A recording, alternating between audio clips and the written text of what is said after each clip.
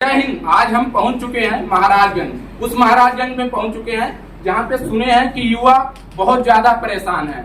इसलिए परेशान है क्योंकि नौकरी नहीं मिल रहा है। और आज के समय में महाराजगंज में हम देखें एक मंथन करके लाइब्रेरी है, उसका पूरा एड्रेस तो अभी भाई साहब बताएंगे कि क्या है, लेकिन और हम समस्या बताना चाहते हैं कि इसमें मुझे लगता है सीट पूरी भरी हुई है, मतलब खाली नहीं है। कुछ बच्चे लौट के गए हमारे सामने, अभी भी वैकेंसियां नहीं है, लेकिन लोग लगे हैं, पढ़े हैं कि पढ़ाई हम करेंगे, सरकार नौकरी देना ही पड़ेगा चाहे जैसे हो।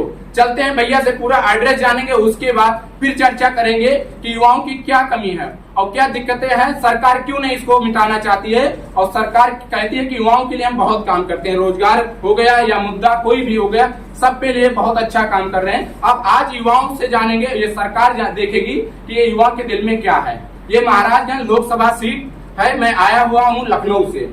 भैया क्या नाम है आपका? अभिषेक कुमार गुप्ता।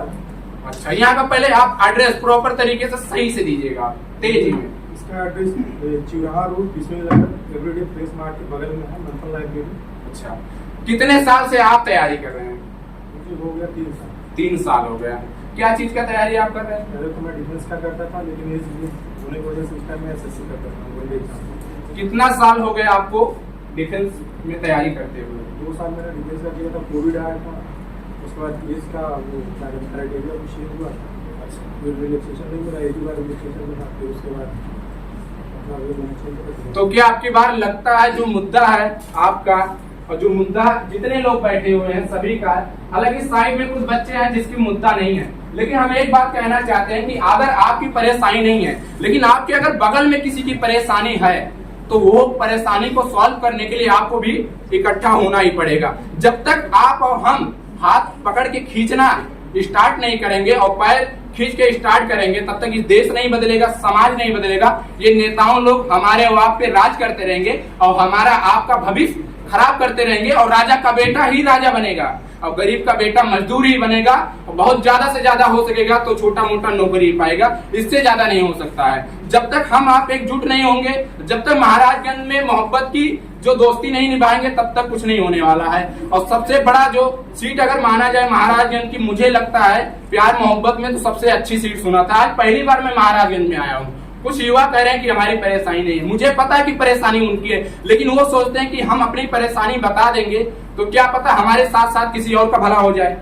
तो ये नहीं होना चाहिए। इसके साथ साथ में देश तभी सुधर सकता है जब आपकी परेशानी ना हो, सामने वाला का हो, तो वहां हम खड़े होके उस परेशानी में भाग लें और एक दूसरे से और कहें कि भैया इनकी परेशानी है, इसे मिटाया जाए। तब जाके नेता लोग सुधरेंगे, तब जाके देश का विकास होगा। और लोगों से हम बात करेंगे कि समस्या क्या है, वो बताएंगे। ये नेता जो कहते हैं कि बच्चों की समस्या है ही नहीं है, बच्चे लोग परेशान नहीं हैं, बच्चे लोग को नौकरी मिल रहा है प्रॉपर तरीके से। मैम से बात करते हैं, यहाँ के मैम जो ओनर है उनसे हम बात करेंगे कि ये बच्चों के बारे में कुछ बताएं, अपने बारे में, और जो बच्चे के भविष्य के बारे में आने वाले काल में और जो वर्तमान में चल रहा है, ये मैम बताएंगे। सबसे पहले मैम का मैं नाम पूछना चाहता हूँ, क्या नाम मैम? अच्छा मैम, ये बताइए आप यहाँ के ओनर हैं, और ये बताइए इतने बच्चे आपके यहाँ पे हैं और पढ़ाई करते हैं इतने साल से, क्या लगता है इनकी जो मुद्दा है, मुद्दा क्या है? ये परेशान है कि नहीं है, ये खुश है कि नहीं है? इतनी महंगाई में ये सब पढ़ रहे हैं और आपके लाइब्रेरी में एक भी सीट खाली नहीं है, जितनी सीट है सब फुल है, कुछ बच्चे वापस भी लौट के गए हैं। मुझे लगता है कि आपकी प्यार मोहब्बत और जो भी यहाँ का सिस्टम बहुत अच्छा, क्योंकि और भी जगह मैं लाइब्रेरी में जा चुका हूँ, इतनी ज्यादा भीड़ और इतनी ज्यादा लोग जो अच्छे इतने स्टूडेंट हैं वो कहीं नहीं मिले हैं और कम से कम मिले हैं। आज यहाँ पे ज्यादा, तो मुझे लगा कि आपकी बिहेवियर और आपका यहाँ पे जो है सुविधा वो सही है, तभी बच्चे यहाँ पे ज्यादा से ज्यादा है। तो आप बच्चों के बारे में सबसे पहले क्या कहना चाहते हैं? बच्चों का मुद्दा बच्चों ने जो उठाया है, बच्चे वाकई में परेशान हैं। बच्चों को जो रोजगार के लिए हमारी गवर्नमेंट कर रही है, उसमें बच्चों गवर्नमेंट को थोड़ा एक्टिव होना चाहिए, क्योंकि पहला मुद्दा तो है जो बच्चे मार खा जा रहे हैं, हमारे कोई आरक्षण है। हमारे बच्चे कितना भी मेहनत करके आगे नहीं निकल पा रहे हैं, जो कि बाकी बच्चे कम मेहनत करके आगे निकल जा रहे हैं। तो थोड़ा सा बच्चों को इस पे। अच्छा, कम वाली जो आप बात की है, इसका क्या मतलब है? घूस वाली तो बात हो गई नहीं, जो कम बच्चे मेहनत करते हैं वो निकल जाते हैं, ये बच्चे बहुत ज्यादा मेहनत कर रहे नहीं निकल रहे, तो इसका क्या समस्या है? समस्या ये है कि हमारे बच्चे 24 घंटा मेहनत करके 90% मार्क लाते हैं, ठीक है जी, फिर भी हमारे बच्चों का सिलेक्शन नहीं हो पाता। और बाकी बच्चे 40% पे उनका सिलेक्शन हो जाता है। तो हमारे बच्चे इसको लेके ज्यादा परेशान है, मेंटली परेशान है कि हम इतना मेहनत करके भी आगे नहीं निकल पा रहे हैं, जिसके नाते हमारे बच्चे सरकारी गवर्नमेंट जॉब की तरफ ध्यान न देकर प्राइवेट की तरफ आते हैं। एक बार आप सब लोग मैम के लिए ताली बजाइए, जोरदार ताली बजाइए,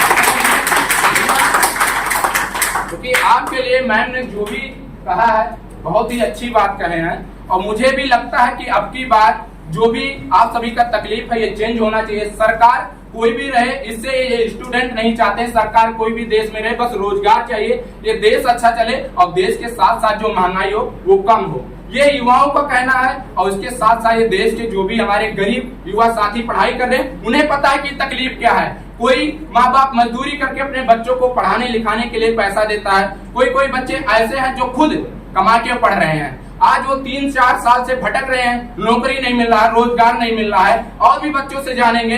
हालांकि कुछ लोग कहते हैं कि आप अपनी समस्या खुद बताते हैं, ये बच्चों की समस्या नहीं बताते हैं। हम बच्चों से ही समस्या पूछना चाहते हैं कि बच्चों की समस्या क्या है, क्योंकि आजकल के लोग कहते हैं कि रोजगार इस देश में, इस उत्तर प्रदेश में बाढ़ आ गया है। अब बाढ़ यही सब युवा बताएंगे, क्योंकि ये युवा एक ऐसा है कि देश का किसी भी पद पे जा सकते हैं, या प्रधानमंत्री हो, या मुख्यमंत्री हो, या डीएम हो, या एडीएम हो, जज हो, सब यही बच्चे बन सकते हैं। बस उनके अंदर एक आग होना चाहिए, वो आग होना चाहिए जो आग एक दूसरे का नफरत ना दिखाई दे, एक दूसरे का प्यार मोहब्बत दिखाई दे। और कभी भी जब भी अपना पढ़ाई कर रहे हैं या कोई भी काम कर रहे हैं उसमें 100% और जान लगा दें, तब जाके ये मिलेगा। सरकार नौकरी नहीं दे रही, ठीक है, अच्छी बात है, वैकेंसियां लीक हो रहा है, लेकिन ये बच्चे पढ़ रहे हैं, इसलिए पढ़ रहे हैं क्योंकि आज नहीं कल इस सरकार को नौकरी देना पड़ेगा। चलिए ये सरकार नहीं देगी, दूसरी सरकार आएगी, मिलेगा नौकरी। तो ये बच्चे लगे हैं और जान पे अपने बाजी लगा के खड़े हुए हैं। और सरकार से कहना चाहते हैं अब की बार कि मुद्दा जो भी रहे वो आप अपने समस्या अपने पास रह के जो बच्चों की समस्या है उसको आप सुलझाने की कोशिश करिए। बच्चे से जानना चाहेंगे कि क्या तकलीफ है। क्या नाम है भैया? इधर देखिए, थोड़ा तेज बोलिएगा। क्या नाम है मेरा? अच्छा बताइए, आप क्या करते हैं? एसएससी का तैयारी करते हैं। अच्छा, एसएससी का तैयारी कितना टाइम हो गया आपको? 2 साल हो गए। ऑनलाइन कर रहे हैं कि ऑफलाइन कर रहे हैं? ऑनलाइन कर रहे हैं। कितना साल हो गया ऑनलाइन करते हुए? 1 साल हो गया। अच्छा, ऑनलाइन में आप किसकी क्लास लेते हैं? कुमार गौरव सर से। ये बताइए, अभी यूपीपी का पेपर जब लीक हुआ था तो इको गार्डन लखनऊ में धरना दिया गया था, इसमें कोई गया था? यूपीपी का पेपर फॉर्म तो काफी लोग डाले होंगे, आप सब लोग में कोई गए थे धरना देने के लिए? अच्छा चलिए ठीक है, आप तो नहीं डाले थे। चलिए, तो अब की बार आप क्या चाहते हैं? सबसे बड़ी समस्या रोजगारी, उससे बड़ी समस्या पेपर लीक का। तो क्या लगता है अब की बार महाराजगंज में बदलाव होगा उत्तर प्रदेश में, देश में? और देश के प्रधानमंत्री से उत्तर प्रदेश के बुलडोजर बाबा को आप क्या कहना चाहते हैं? देखिए, सरकार कोई भी पेपर लीक हो जाए इसका कोई मतलब नहीं है। सरकार कोई भी आए बढ़िया है, ताकि पेपर लीक होने की समस्या न रहे। बेरोजगारी तो है ही, लेकिन उससे कोई समस्या हो जाएगी पेपर लीक क्या है। वैकेंसी कुछ वैकेंसी आ तो रही है, लेकिन पेपर लीक हो उसका कोई मतलब परिणाम तो नहीं है। तो क्या लगता है, आप देख चुके हैं 2 बार डबल इंजन की सरकार बन चुकी है, आप सबकी जो समस्या है उसको खत्म नहीं हुआ है, तो क्या लगता है कि आपके लिए सरकार कोई भी है वो अच्छा है, कि वो सरकार है जो आपके भविष्य के लिए, आपके बच्चों के लिए, आपके समाज के लिए और आपके देश के लिए अच्छा काम करे? वो नेता सही है, वो सरकार सही है, कि जो सरकार आए बस वही ठीक है? सरकार कोई भी बढ़िया जो है, जो भी बच्चों को भविष्य के लिए अच्छा काम कर सके। चलिए और लोगों से हम बात करते हैं, थोड़ा और आप आगे आ जाइए, बस वहीं पे रहिए। भैया क्या नाम है आपका? प्रिंस यादव। यादव जी मिले हैं, और चलिए बहुत कम ही यादव जी मिल रहे हैं इस टाइम में, क्योंकि सरकार भी यादव लोग की थोड़ा ज्यादा ही ट्रोल कर रही है। चलिए कोई बात नहीं। यादव जी आप बताएं कि आपकी समस्या क्या है? हाँ,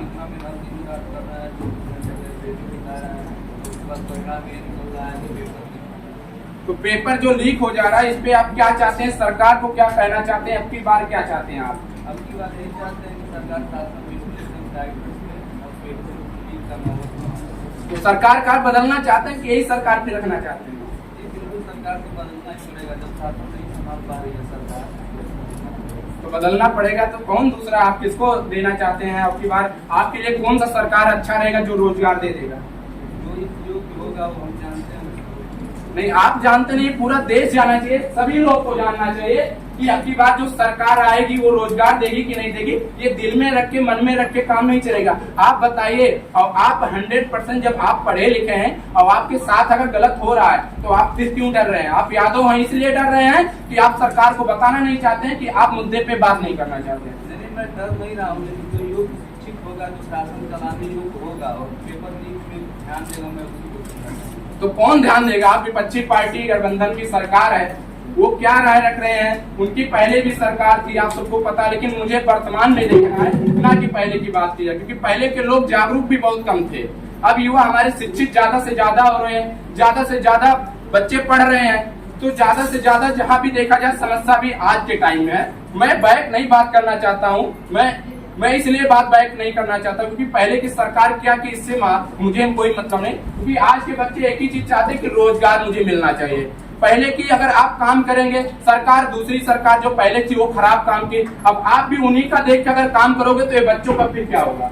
कुछ बच्चे ऐसे होंगे जो खुद स्वयं कमा के पढ़ रहे होंगे, कुछ बच्चे ऐसे होंगे जिसके माँ बाप मजदूरी करते होंगे, यहाँ पे आके वो 12 घंटा, 16 घंटा, 18 घंटा तैयारी करते होंगे और यही सोचते होंगे कि अब की बार हमें नौकरी लग जाएगा तो हम अपना शादी कर लेंगे। यही सोचते हैं कि अब की अगर हमारा नौकरी लग जाएगा तो अपनी माँ बाप का दवाई करवा लेंगे या घर बनवा लेंगे या जो भी अन्य प्रक्रिया है। ये बात सही है कि नहीं? आप सब बताइए, सही है कि नहीं? सही है ना? सही। तो मुद्दा है कि नहीं? अब की बार आप सभी को क्या चाहते हैं? सब लोग बताइए कि तैयारी कर रहे हैं, इतने लोग हैं और आगे आ जाइए, इतने लोग आप सब लोग हैं। मुझे लगता है कि 4-5 साल से तैयारी तो ज्यादा से ज्यादा यहाँ बच्चे होंगे जो एक्सपीरियंस वाले होंगे कि वो 6 साल 7 साल से तैयारी करते होंगे। मुझे लगता है यूपीएससी का बच्चा तो कोई नहीं होगा जो तैयारी करता होगा। कौन है भाई? आइए, देश का और जिले का तो जानने वाले वही है, सबसे ज्यादा तो नॉलेज वही है। आइए भैया, आइए, सामने आइए। कौन है भैया? आइए आइए। अरे सब चलिए और लोग से बात करते हैं हम, और एक हमारे बड़े भाई साहब आए हैं जो यूपीएससी का तैयारी करते हैं, उनसे पूछेंगे, उनका अनुभव कुछ अलग होगा क्योंकि जिले का मालिक एक डीएम ही होता है। और मुझे लगता है कि डीएम के काबिल है कि नहीं है, यूपीएससी कर रहे हैं जो, ये 100% अपना दे रहे हैं समय की नहीं दे रहे हैं, और इनकी राय क्या आपकी बात? क्योंकि ये यूपीएससी का तैयारी कर रहे हैं तो मुझे लगता है कि उससे नीचे जो बच्चे काम कर रहे हैं, पढ़ाई कर रहे हैं, मुझे लगता है कि इनकी अनुभव उनके अनुभव में थोड़ा बहुत डिफरेंस होगा क्योंकि सोच बड़ी है तो नौकरी भी बड़ा है। चलिए पूछते हैं, पहला नंबर, सर का नाम क्या है? अच्छा सर, ये बताइए कि आप यूपीएससी का तैयारी करते हैं, कितना टाइम हो गया आपको तैयारी करते हुए? सर ये बताइए, यूपीएससी का तैयारी करने के लिए लोग दिल्ली जाते हैं, इलाहाबाद जाते हैं और लखनऊ रहते हैं, अन्य और भी स्टेट में जाते हैं। आप यहाँ महाराजगंज के निवासी हैं, महाराजगंज के निवासी और महाराजगंज में आप तैयारी कर रहे हैं। क्या लगता है कि यहाँ से तैयारी करके आपको सफलता मिल जाएगी? जी बिल्कुल मिल सकती है। ये पूरा का पूरा खुद छात्र पे निर्भर करता है। अनुशासन और सही समय सीमा में तैयारी की जाए तो कहीं से नहीं किया। दृष्टि आईएएस विकास दिव्य कीर्ति जी सर कहते हैं कि कम से कम बच्चे कहीं भी अगर वो पढ़ाई कर रहे हैं, मायने ये नहीं रखता कि आप ऑनलाइन क्लास ले रहे हैं या आप ऑफलाइन क्लास ले रहे हैं या उसके साथ साथ में आप कहाँ से पढ़ाई कर रहे हैं। अगर आपके दिल में और आपके अगर दिमाग में एक ही है सपना कि मुझे बनना है, मुझे देश में अपना नाम करना है, मुझे अपने गांव में नाम करना, अपने माता पिता का नाम बनाना है, तो मुझे लगता है कि कोई भी रुकावटें आपको रोक नहीं सकती है। चाहे वो आप गांव में पढ़ रहे हैं, चाहे आप दिल्ली पढ़ रहे हैं, चाहे आप विदेश पढ़ रहे हैं, मायने ये नहीं रखता कि आप किस स्टेट में और किस देश में, मायने ये रखता कि आप कितना टाइम देते हैं अपने आप पे और आपकी भरोसा क्या है, आपके पास पैशन है कि नहीं रुकने के लिए, टिकने के लिए। इस पे आप बताइए, मुद्दा सबसे मेन है जो बच्चे बैठे हुए हैं, आप बताइए कि आज के समय में महंगाई आप देख रहे हैं, बेरोजगारी देख रहे हैं, आप यूपीएससी का तैयारी कर रहे हैं, वो यूपीएससी का तैयारी कर रहे हैं जो जिले का एक मालिक होता है, और बहुत कम बच्चे हर साल निकलते हैं, लाखों बच्चे एग्जाम बैठते हैं। तो आपकी अनुभव और बच्चों से अनुभव तो बहुत ही कम होगा, तो आप सर इनके सबके लिए क्या कहना चाहते हैं? सबसे जरूरी बात, मेन समस्या किसी पार्टी से नहीं है। सरकार में जो भी लोग जाते हैं अगर सही से काम करेंगे तो सबकी समस्याएं दूर की जा सकती। वैकेंसी सबको पता है ज़्यादा है, और ये बस पिछले मैं अगर देखूँ तो बस 5-10 साल की बात नहीं है। जो भी एक्यूमुलेशन हुआ है वैकेंसीज का वो लगभग 15 से 20 साल का है।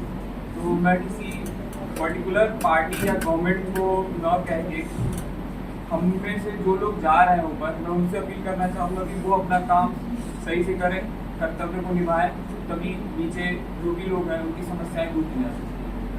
सर कभी ऐसा आपने एल्टीट्यूड यहाँ पे या घमंड किया कि मैं यूपीएससी का तैयारी करता हूँ, यहाँ के जो छात्र हैं छोटे लेवल का तैयारी करते हैं वो आपसे कुछ क्वेश्चन करना चाहिए या आपसे कुछ बातें करना चाहिए, कभी आप इग्नोर किए हो या ऐसे कुछ यहाँ की समस्या आपके साथ या किसी बच्चे के साथ की है भेदभाव? नहीं, मैं ऐसा नहीं करता हूँ क्योंकि मैं भी इन्हीं का एक हिस्सा हूँ। कल को अलग होना वो बात अलग है, लेकिन आप मेरे दोस्त से पूछ सकते हैं, मेरे छोटे भाई भी हैं, कुछ साथ के भी लोग हैं, तो सबसे सही से इंटरेक्ट करता हूँ और अगर नहीं कर पाऊंगा तो आप उनकी राय खुद दे सकते हैं। इनकी राय क्या लें? जब इनको मैंने कहा कि आइए सामने बैठ के और बातें किया जाए, अगर आपके पास समस्या नहीं है और भी लोगों के पास समस्या है सुलझाने की कोशिश करिए, प्रयास करिए कि देश बदले, ये युवा नौकरी पाए। वो कह रहे हैं कि हमारी समस्या नहीं है सर, अब बताइए कि ऐसे से कहते संघर्ष का असर पड़ता है, ऐसा कि नहीं आप भी नहीं उठे तो थोड़ा बहुत असर इन सभी का पड़ गया है? एक बात ये नहीं थी, मैं सरकार को डायरेक्ट निशाने में नहीं लेना चाहता हूँ किसी भी, क्योंकि जहाँ तक मुझको लगता है बस किसी पार्टी का रोल नहीं है। जो भी समस्याएं जिन समस्याओं की आप बात कर रहे हैं उसमें पर्टिकुलर अलग अलग लोगों का है। एक बार सर के लिए और बड़े भाई के लिए ताली बजाइए, जोरदार ताली बजाइए।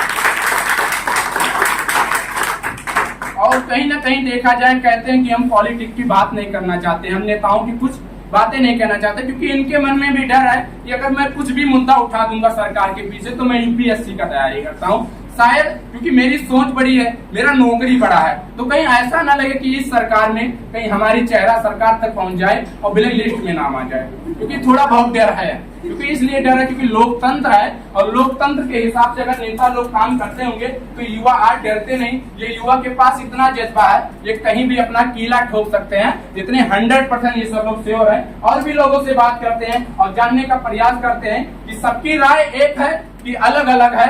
अब की बात समस्या जो है लोकसभा का सीट यहाँ पे है जो महाराजगंज में, आप सब लोग बदलाव चाहते हैं कि ये जो सांसद जी हैं आप सब उनके वोट देना चाहते हैं या कि उनसे कुछ आप सबकी मांग है कि वो जाएं सांसद में बैठे और महाराजगंज के लिए बात किए? या आज तक जब भी वो सांसद में बैठे होंगे, काफी टाइमों से सुना हूं कि यहाँ के जो सांसद जी हैं वो सांसद हैं वर्तमान में, वो बहुत बार बैठे होंगे संसदीय में, तो क्या कभी महाराजगंज के लिए बात किए? जितने भी युवा तैयारी करते हो क्या उनके लिए ये बात किए? सरकार ने कभी भी एक्शन लिया? महाराजगंज के युवाएं जितने ज्यादा डिस्टर्ब हैं, यहाँ के सांसद जी बात करते हैं कि नहीं करते हैं? और फिर वो लोग से बात करते हैं। भैया क्या नाम है आपका? प्रियांशु द्विवेदी। द्विवेदी जी आप बताइए कि तैयारी क्या करते हैं? नीट की तैयारी करते हैं। अरे वेरी गुड। आप बताइए कि नीट का तैयारी करके तो आप तो डॉक्टर बनेंगे। अच्छा, डॉक्टर बन के आप क्या करना चाहते हैं? समाज का सेवा करना चाहते हैं। इलाज करने के टाइम में अगर आपको सरकारी अगर मिल जाए गवर्नमेंट हॉस्पिटल, तो ऐसा तो नहीं करेंगे जो आज के टाइम में भेदभाव हो रहा है गरीबों के साथ में, दवाइयाँ नहीं मिल रहा है, इलाज सही पे नहीं मिल रहा है। अगर कोई गरीब जाता है मेडिकल कॉलेज या कहीं भी हो गया तो उसको कम से कम 10 दिन तो दौड़ाया जाता है इधर उधर। ऐसा तो भ्रष्टाचार डॉक्टर आप नहीं बनेंगे। नहीं, जैसे आप भविष्य में अगर बनना चाहते हैं डॉक्टर, चलिए ठीक है, वो तो और भी लोग राय रखेंगे, लेकिन मैं आपकी राय जानना चाहता हूँ। सभी लोग से एक ही सवाल नहीं करना चाहते, हालांकि सब बच्चे की जुबान पे एक ही सवाल है कि मुझे रोजगार चाहिए, ये देश में विकास हो, महंगाई कम हो, ये सब बच्चे के पास यही है। लेकिन मैं ये कहना चाहता हूँ कि अगर आपको नौकरी लग जाता है और आप जाते हैं गवर्नमेंट हॉस्पिटल में अगर बैठते हैं और आप डॉक्टर बनते हैं, जब कोई गरीब अगर जाता है हॉस्पिटल में दवा करने के, आज के समय में कंडीशन सभी लोग को पता होगा, यहाँ जितने बच्चे होंगे सब गरीब घर के होंगे और सब नॉर्मल फैमिली के होंगे, तो उनको पता कि भेदभाव किस तरीके से होता है और इलाज किस तरीके से। तो आप डॉक्टर बन के क्या करना चाहते हैं इन भाइयों लोग को आप बताइए संदेश दीजिए। डॉक्टर पेशेंट सबके साथ समानता व्यवहार होता है और यहाँ पर बड़े लोगों को लेकर छोटे लोगों के लिए किसी के पास परेशानी है। गवर्नमेंट वैकेंसी जो है सीट बहुत ही कम है और प्राइवेट सीट भी कम ही है, तो सिद्धांत बहुत अधिक है, गवर्नमेंट सीट कम रहता है। तो अगर कोई बंदा अगर कोई भी लड़का कम पैसे में जाकर अगर पढ़ाई कर रहा है तो यहाँ समाज सेवा कर सकता है। अगर कोई बंदा 1 करोड़ पढ़ के MBBS कर रहा है तो समाज सेवा समझना पड़ेगी। विद्या की कसम तो हर एक लोग खाते हैं, जो भी नौकरियां सरकारी हमें पाते हैं कि हम गरीबी में अगर पले हुए हैं तो हम गरीबों को ही देखेंगे, लेकिन जब उनकी सफलता पूर्ण हो जाता है, जो भी कमियां पूर्ण हो जाता है, तो हमें लगता है कि वो गरीबों को एक दूसरे के नजर से देखने लगते हैं। आप इस पे मुद्दा रखिए, ये मुद्दा और भी बच्चे से पूछ सकते, क्योंकि आप डॉक्टर की तैयारी करते हैं और मुझे तकलीफ पता है, क्योंकि मुझे तकलीफ इसलिए पता है क्योंकि मैंने 3 महीने से शुरुआत में मैंने झेला था। मैं तैयारी यूपीएससी का मैं भी करता था, लेकिन मैं इसलिए बना मीडिया का पढ़ाई किया मैंने, इसलिए क्योंकि ये देश के चौथे लोकतंत्र का स्तंभ पे आता है, जिससे मैं देश को भी हिला सकता हूँ और देश के हर एक काम को मैं सुधारने का प्रयास कर सकता हूँ। हालांकि मैं नहीं सुधार सकता हूँ, लेकिन मेरे साथ में देश के जितने युवा खड़े हो जाए, मेरे साथ में अगर देश के निवासी खड़े हो जाए, तो मुझे लगता है कि ये देश सुधर सकता है। इसलिए मैंने ये अपनाया कि आज अगर मेरे साथ भेदभाव हुआ, मेरी माँ के साथ भेदभाव हुआ है, ये किसी गरीब के माँ के साथ भेदभाव ना हो। इसलिए आप डॉक्टर की जब बात की है, तब मैं थोड़ा बहुत सवाल इसलिए जानने के प्रयास आपसे किया है कि आप जब डॉक्टर बनते हैं तो आप क्या करना चाहते हैं कि मतलब वो भ्रष्टाचार की तरह बैठ के कुर्सी पे आप भी भ्रष्टाचार कर सकते हैं कि गरीबों के साथ में आप काम कर सकते हैं?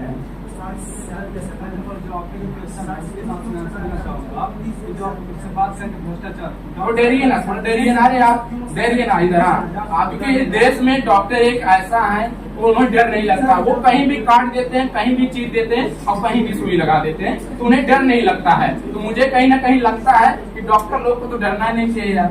तो आप थोड़ा डरिए ना, हम पिस्टल लेके नहीं आए, हम माइक लेके आए हैं, बताइए आप।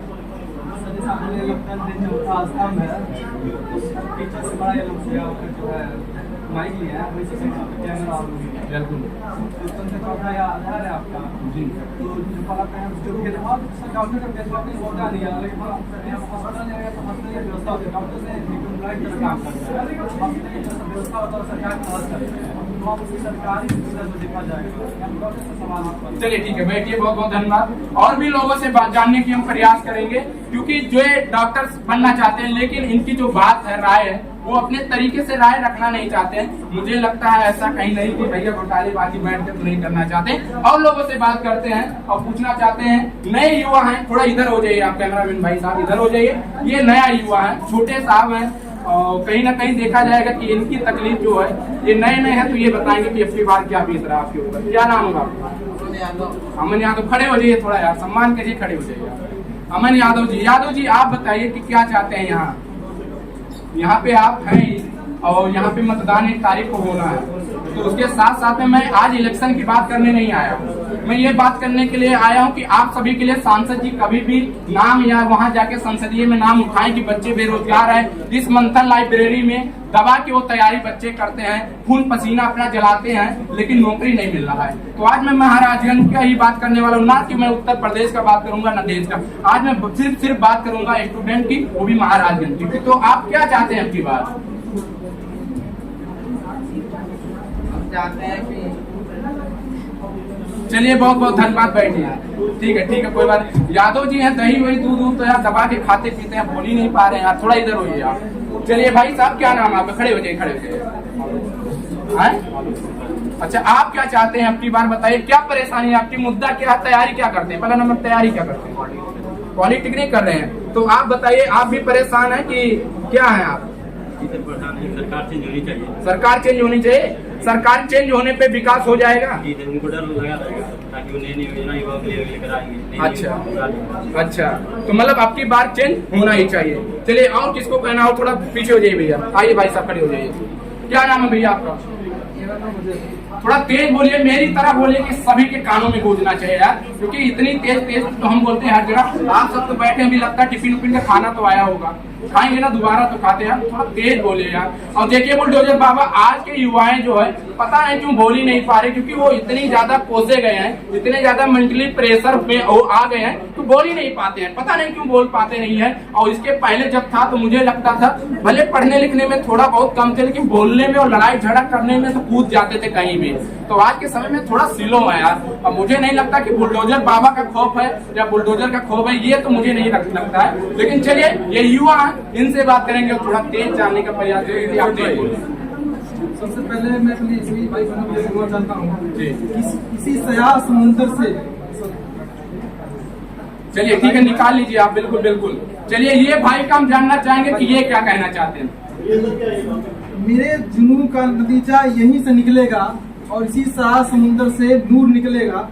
तो कहीं ना कहीं ये जो भाई ताली बजाते रहिएगा बीच बीच। आगे जो है सरकार या समाज के लिए अच्छा काम करेंगे। चलिए, इनके लिए हम कहना चाहते हैं, लोग कुछ भी बोले, लोग कुछ भी बोले, हमेशा खुद को शांत रखो, क्योंकि सूरज कितना भी तेज हो जाए कभी समुद्र को सुखा नहीं पाता। भैया ताली में नहीं होता। चलिए और बात करना चाहते हो, पूछना चाहते हैं क्या और क्या तकलीफ? फिलहाल मैं राजनीति विज्ञान का विद्यार्थी हूँ और मैं इसकी समझ में अच्छी से रखता हूँ। बिल्कुल बिल्कुल। महाराज में जो जिला है, आप जानते हैं कि नेपाल से सटा हुआ जिला है और यहाँ का मैं शिक्षा व्यवस्था कर देखता हूँ तो महाराज जिले का इतना मतलब निम्न स्तर है। देखिए जिले में लगभग 25 लाख से ज्यादा जनसंख्या है, लेकिन एक विश्वविद्यालय नहीं है यहाँ पे। एक कोई टूटी फूटी पीजी कॉलेज है, यहाँ बच्चे जाते हैं पढ़ते हैं। कोई इस तरह का कोई बढ़िया जो है आप देखेंगे, अगर मेडिकल की सुविधा देखेंगे तो वहाँ पे जाएंगे आप। अच्छा एक बात बताइए, यहाँ गवर्नमेंट स्कूल जो बच्चे डिग्री लेते हैं, तैयारी करते हैं, या कोई सुविधा एक महाराजगंज में है कि नहीं है? अच्छे से व्यवस्थाएं होती है, चल रहा है कि नहीं चल रहा है? चल रहा है, लेकिन जो जिस स्तर से चाहिए, जो बच्चा अगर यहाँ पे कोई एमएससी करना चाहता है तो यहाँ पे कोई व्यवस्था नहीं है, उसको बाहर जाना पड़ेगा।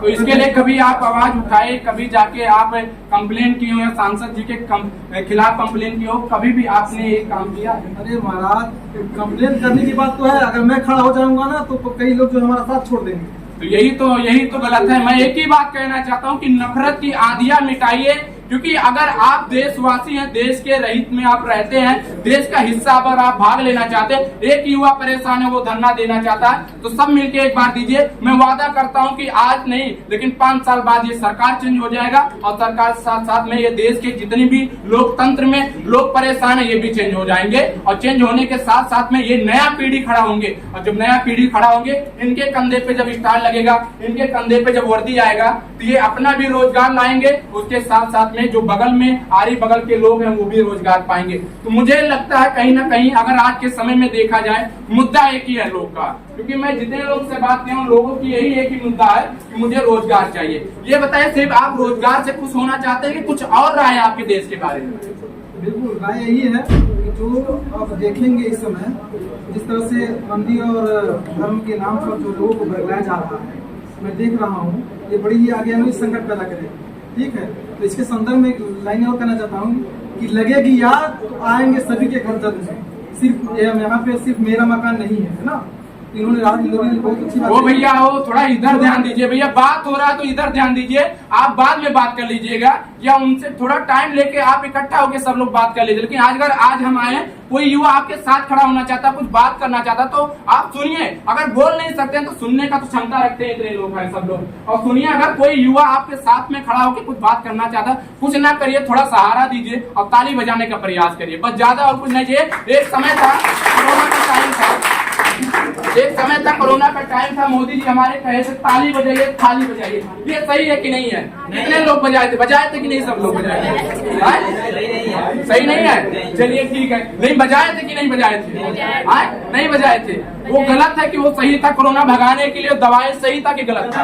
100% कुछ लोग यहाँ बीजेपी के अगर कुछ बैठे होंगे, अगर उनको बुरा लगे तो उसके लिए माफी चाहते, लेकिन जो सही है वो बोलूंगा। मैं किसी सरकार से नहीं हूँ, ना मैं किसी का बिकाऊ हूँ, मैं 1 रुपया नेता की चाय नहीं पीता हूँ, जरूरत पड़ता तो मैं चाय पिलाता भी हूँ, इतनी मेरी में हिम्मत है। तो मैं जो भी कहता हूँ सच्चाई बोलता हूँ। आजे भैया आजे कम और भी लोगों से बात करते हैं। हमारे और भाई साहब हैं, ये बताएंगे थोड़ा, हमें लगता है कि पॉलिटिक्स में भी ये रखते हैं ख्याल की लग गया चलवाई हुई जिनकी है नेता के लिए थोड़ा सा डिमांड। भैया आप जोरदार बताइए कि आप जोरदार से बताइए, आप बहुत कॉन्फिडेंस से ऐसे आए हैं, मुझे लगता है कि मुझे उठा के कहीं बहुत तेजी से आए, तो आप जोरदार बताइएगा कि इन कानों में इन बच्चों के बीच में गूंजना चाहिए कि ये भाई साहब जितने भी सीना ठोक के आए हैं, जिससे लगता है कि आप बॉर्डर पे जा रहे हैं हिलाने के लिए पाकिस्तान को।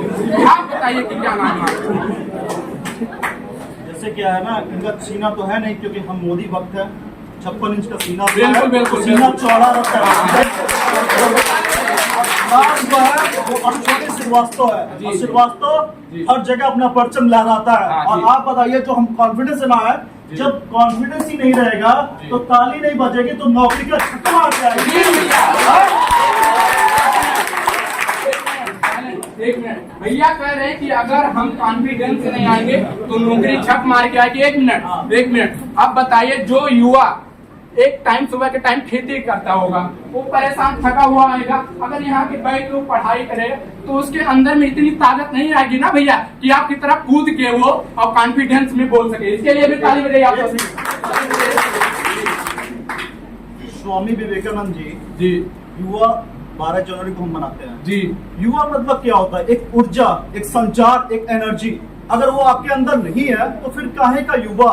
अगर आप खेत से आ रहे हैं तो हमारा जो धर्म है कृषि प्रधान देश है, तो कृषि करके हम आ रहे हैं तो हमारे अंदर एनर्जी होना चाहिए। और हम यहाँ पे आके कृषि करके आ रहे हैं तो हम अपनी ताकत श्रमिक दान कर रहे हैं, फिर हम अपना मेंटली भी ताकतवर हो रहा है, मेंटली भी हम ताकतवर हो रहा है। तो हम युवा अगर हैं तो हमारे अंदर ताकत होना चाहिए और ताकत से ही हम जग को जीत सकते हैं। जब स्वामी विवेकानंद ने शिकागो में बोला था 1893 में, वैसे नहीं बोला था। तो अगर आज अगर आप पत्रकार होकर अगर आज अभी थक जा रहे हैं तो आने वाले समय में कैसे थकेंगे? जब मैं इसलिए थका हूं, एक मिनट मैं आपके बोलने दीजिए, मैं आपके मुद्दे पे आऊंगा, मैं आपके मुद्दे पे भी आ रहा हूँ। आइए आप सामने आइए, मैं आपके मुद्दे पे आ रहा हूँ। आप बताइए 2018 से लेके 24 तक बताइए, जब कोस के रखा जा रहा है, मेंटली प्रेशर है, किसी की माँ बीमार है, वो सोच रहा है नौकरी अगर मिल जाए तो मैं अपनी माँ का इलाज करवा लूं। कोई ऐसे युवा होंगे जो वो उनकी टाइम खत्म हो रहा है, शादी करने का टाइम आ गया है, घर बनवाने का टाइम आ गया, वो कहीं यहाँ से कहीं बाहर घूमने का टाइम आ गया, उसके साथ साथ में बहन की शादी करने का आ गया। उसके जब दिमाग में प्रेशर रोज रहेगा, मेंटली डिप्रेशन रहेगा, तो क्या लगता है कि जो खाना खाएगा वो खाना शरीर में लगेगा? आप सब बताइए, सब लोग बताइए, लगेगा कि नहीं लगेगा? बताइए। अरे हमसे हाँ आप बताइए। हाँ बहुत सिंपल सा है। हाँ बताइए। देखिए चुनाव एक साइड, हाँ और अगर आप मानव जात में है, हाँ। अगर मानव है तो आपकी बहनें हैं, आपकी वाइफ है, आपकी माता है, आपके पिता है, और ये सारी समस्याएं अगर आपके साथ है, अगर ये सारी चीजें जानना चाहे तो सन्यासी बन जाए। सन्यासी का मतलब ये होता है कि निष्काम भाव से प्रभु की सेवा लग जाए।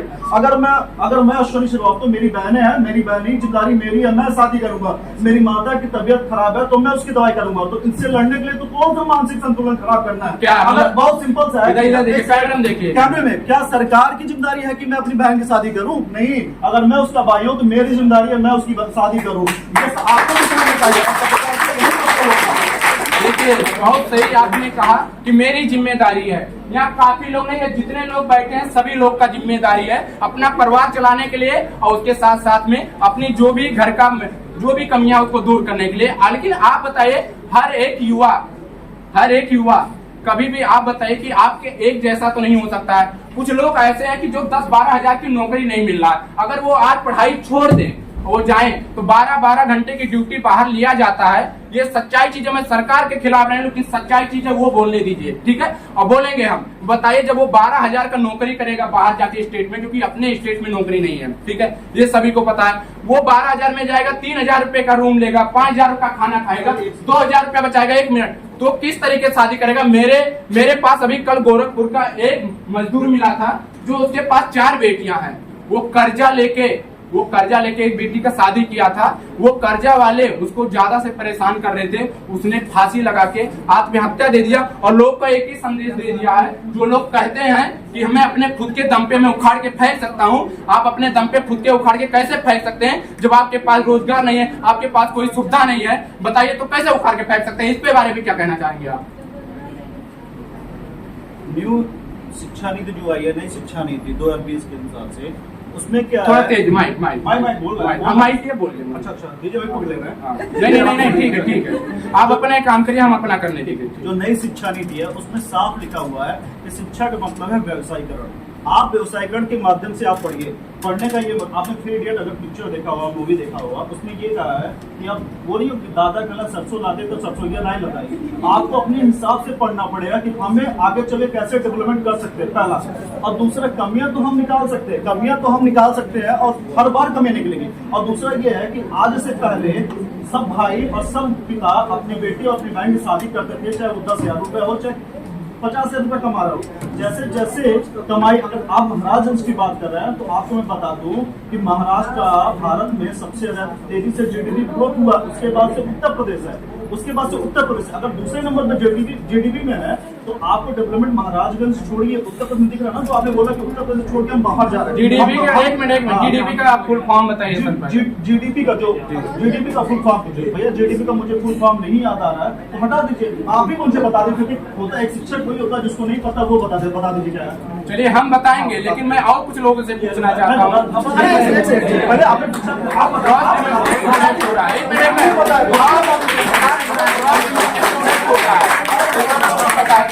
अब आप पढ़े लिखे हैं, युवा साथी जितने भी हैं, आज आप सरकार के ऊपर जो भी है बच्चों के ऊपर आप बात नहीं करना चाहते हैं। कोई अपने सेल्फ डिपेंड होके अपने बच्चों की शादी कर सके, अपने बीवी की कर सके, लेकिन मैं तकलीफ जानता हूं कि युवाओं की तकलीफ क्या है। जो बच्चा मजदूरी करके और खुद पढ़ता, जो माँ बाप मजदूरी करके बाहर पढ़ाते हैं, 2018 से 24 तक पेपर लीक हो रहा, इसके बारे में भाई साहब बात नहीं किया है। सेल्फ डिपेंड होना चाहते हैं, यही कहते हैं आप सेल्फ डिपेंड रहिए। नहीं भैया, बस आप क्योंकि आप भी ये सबकी बातें नहीं की, मैं बातें नहीं करता। चलिए आप पढ़ेंगे, चलिए सर, ठीक है, बहुत बहुत धन्यवाद सर, बहुत बहुत धन्यवाद। ठीक है, जय हिंद, जय हिंद।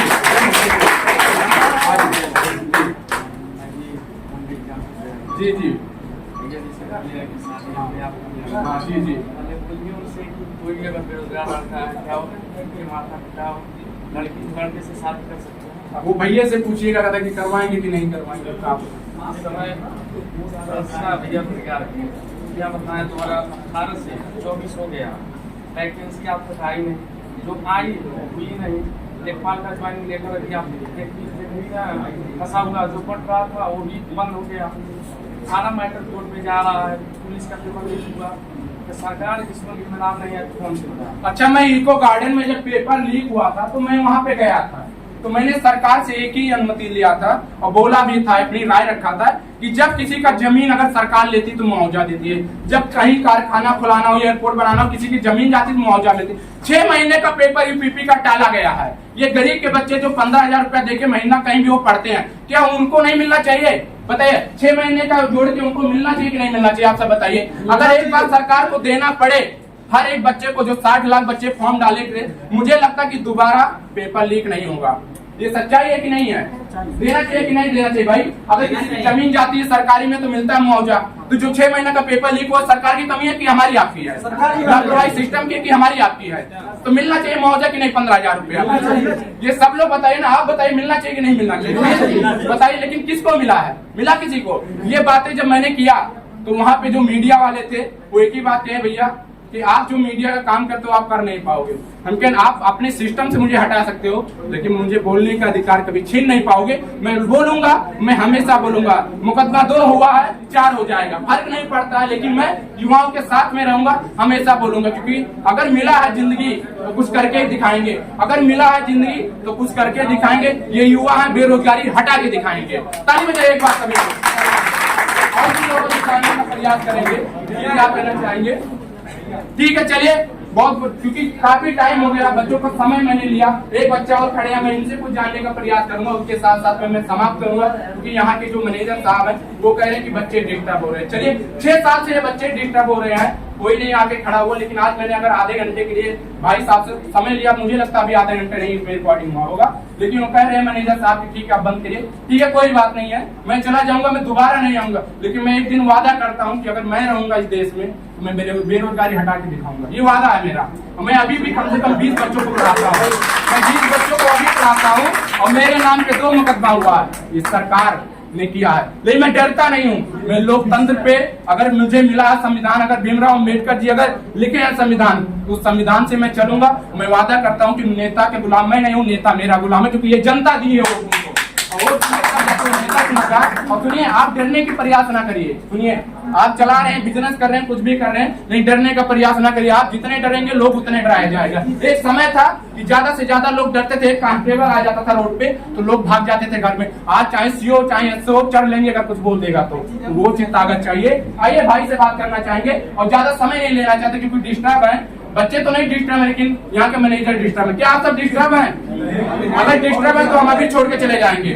डिस्टर्ब है तो प्लीज, आप फीस दे रहे हैं ना, आप बैठिए बाहर, मैं बच्चे से बात करूंगा फिर चलो। जब बच्चे कह देंगे कि आप चले जाइए सर, आप गलत बतिया रहे हैं, या मैं बस बहुत हो गया, मैं डिस्टर्ब हो रहा हूँ, मैं तुरंत चला जाऊंगा। लेकिन आप नहीं कह सकते, क्योंकि बच्चे फीस दिए हैं, बच्चे का समय नुकसान हो रहा है, ठीक है। अगर आपकी इतनी ज्यादा अगर जिम्मेदारियां, परेशानियां, तो जब भी पेपर लीक होता है तो बच्चों को लेकर धरना दीजिए, और कहीं भी धरने पे आप बैठिए तो मैं मान लूंगा, और मैं आऊंगा वहाँ खड़ा हूँ, आपका इंटरव्यू दूंगा, ये वादा करता हूँ। कुछ भाग दीजिए और कुछ ऐसा काम कर दीजिए कि मंथन का लाइब्रेरी, जो मंथन का लाइब्रेरी है, ये पूरे महाराजगंज में गूंजना चाहिए। सर देखिए, कड़वी बातें हैं, गुस्सा न करिएगा, अगर आप गुस्सा करेंगे तो हम निकल जाएंगे सर, कोई मुझे तकलीफ नहीं रहता है, मेरी कड़वी बातें सब लोग को ऐसा नहीं लगता। चलिए अभी भाई से हम बात करेंगे, ठीक है, एक मिनट, मैं भाई से बात करेंगे, पूछेंगे कि इनकी समस्या क्या है। क्या नाम है सर?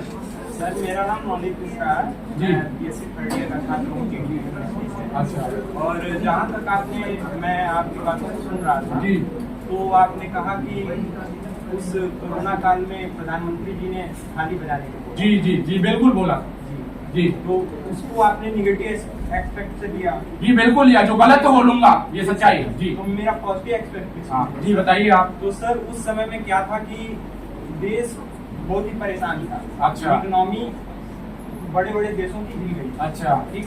तो उस मुश्किल समय में देश को एक साथ जोड़ने के लिए, अच्छा। ठीक, कि प्रत्येक देशवासी एक साथ खड़ा हो, आपस में हाथ पकड़ के। अच्छा। तो उस एस्पेक्ट में अगर हम इसको लें तो सर पॉजिटिव साउंड करते हैं। अच्छा, तो इसीलिए देश के प्रधानमंत्री जी कहें कि अगर आप डीपली अगर हो रहे हैं, परेशान हो रहे हैं, तो आप ताली बजाइए, थाली बजाइए, ये सही है आपके लिए लगता है ना, क्योंकि मेरे लिए गलत है कि आपके लिए सही लगता है। लेकिन सर ने ये नहीं कह सकते कि बच्चे या जितने भी हैं, अगर वो परेशान है इस टाइम में, अगर वो है कोरोना के टाइम में, तो बुक निकाल के शांति से अपना पढ़े। मैं वादा करता हूँ जैसे कोरोना खाली होगा मैं 5 लाख रोजगार दूंगा। ये भी कह सकते थे कि नहीं कह सकते थे? कोई जरूरी था कि ये कहें कि थाली बजाइए, ताली बजाइए? हाँ सर, क्या ना। चलिए ठीक है, बहुत बहुत शुक्रिया, मैं ज्यादा टाइम नहीं लेना चाहता। बस सर जी जी जी जी बताइए। मैं कहना चाहूंगा यहाँ पे तैयारी कर रहे हैं अपने भाइयों को जी कि क्या हार में क्या जीत में किंचित नहीं भयभीत में, संघर्ष पथ पर जो मिले यह भी सही वह भी सही, वरदान मांगूंगा नहीं वरदान मांगूंगा। मैं एक लास्ट बात कह के मैं खत्म करना चाहता हूँ, क्योंकि डिस्टर्ब हो रहे हैं यहाँ के मैनेजर। अरे तो आइए सर, मैनेजर डिस्टर्ब हो रहे हैं, हम क्या कर सकते हैं? आइए आप भी अपना राय रखिए। चलिए ये भाई साहब से हम जानना चाहेंगे, प्रयास करेंगे कि इनकी जो सोच है, ये सोच क्या है, ये युवाओं को लेके, महाराजगंज को लेके, इस देश को लेके, और देश के साथ साथ उत्तर प्रदेश की। मैं कभी भी आज के टाइम में पॉलिटिक्स की बात नहीं करना चाहता हूँ, लेकिन रोजगार की बात करना चाहता हूँ। सरकार अगर मेरे साथ में खड़ी अगर है तो इनके साथ में खड़ी होना चाहिए और इंसाफ मिलना चाहिए। तो आज मैं देखना चाहता हूँ कि भाई साहब क्या कहना चाहते हैं। सर अपना नाम बताइए। जी, नीट का प्रिपरेशन करते हैं। चलिए तो सर पहला सवाल तो मेरा ये है कि ये मीडिया वाले आज तक कहाँ थे 5 साल में? अभी कुछ हुआ है, मतलब 5 साल मतलब ऐसे शांत रहते हैं, चुनाव का टाइम आया है तभी क्यों आवाज उठा रहे हैं मीडिया वाले? इसके पहले 5 साल कहाँ थे? चलिए शुक्रिया, धन्यवाद आपको ये देने के लिए कि मीडिया वाले कहाँ थे। देखिए भैया, एक समय था सरकारी मीडिया, प्राइवेट मीडिया थे, ये लोग के पास नहीं पहुँचते थे। आज